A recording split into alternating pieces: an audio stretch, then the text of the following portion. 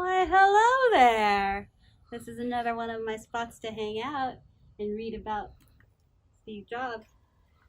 We are now into chapter 10, which is all about building your organization. In chapter 10, you're going to focus on 10.2, 10.3, 10.4, and 10.5. And chapters 10 through 12, the rest of our glorious class is about execution. If you look at the title of the book, it's called Crafting and Executing Strategy. We're finally in execution. So you got to look, is your organization meeting its objectives? If it's not, then you got to look at your execution of the strategy. Or maybe your strategy is flawed. You have to think about those things.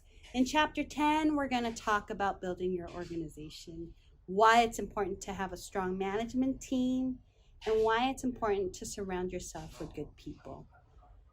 As you know, it's really bad to be on a team of either dumb or lazy or both people. So you got to surround yourself with good people. Now, in chapter 10.3 and learning objective 10.3, you're going to learn about the 3 approaches to building and strengthening capabilities. You can either develop them internally through good training programs and professional development. Takes a while though, okay? Or you can acquire them. Again, this is a capitalistic sort of class, so we can buy things we need, such as capabilities.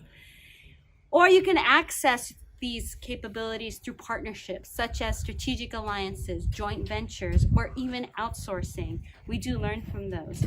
Now in chapter 10-4, or learning objective 10-4, you want to establish a structure that supports the work of your organization. Assuming you have the right strategy, the next thing you want to think about is organizing the work. Now, there's 4 basic structures that you want to think about. There's simple, functional, multidivisional, and matrix. Simple, in a nutshell, I'll just summarize these really briefly, but you can read about them in more detail in the book. In a simple structure, it's more like your mom and pop business. There's a boss and there's an employee. Someone gives orders and someone takes orders. Okay, so that's simple structure. It has its drawbacks and it has its advantages. It's very efficient, but it might also be frustrating to both the boss and the employee. In a functional structure, your organization is set up around the functions of the organization, much like the concentrations that we have in the business school: accounting, finance, marketing, information technology systems. So some companies are set up around those functional areas. Again, advantages and drawbacks. And then there's a multi-divisional structure, which is a little bit more decentralized along either products or geography or service types. And in those situations, those generalized skills or knowledge, like accounting or marketing, might be shared across divisions. But then this area might focus on iPads, for example, using that Apple example. This area might focus on app development, and this area might focus on hardware. So some companies are more and more pursuing the multi-divisional structure. And then of course, there's the matrix structure, which is a combination of all of those. And so that's the considerations when you're organizing the work. And really what it comes down to is this, and this is the emphasis of 10-5. It's the delegation of authority.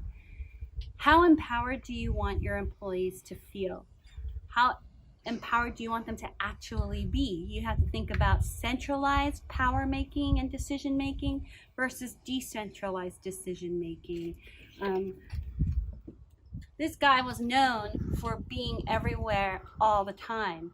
He tried to empower his employees. He encouraged an innovation culture, but he was also known to be kind of a micromanager. What are the drawbacks and the advantages to those? That's the point of chapter 10, and I hope you enjoy reading about how to organize the work of your organization.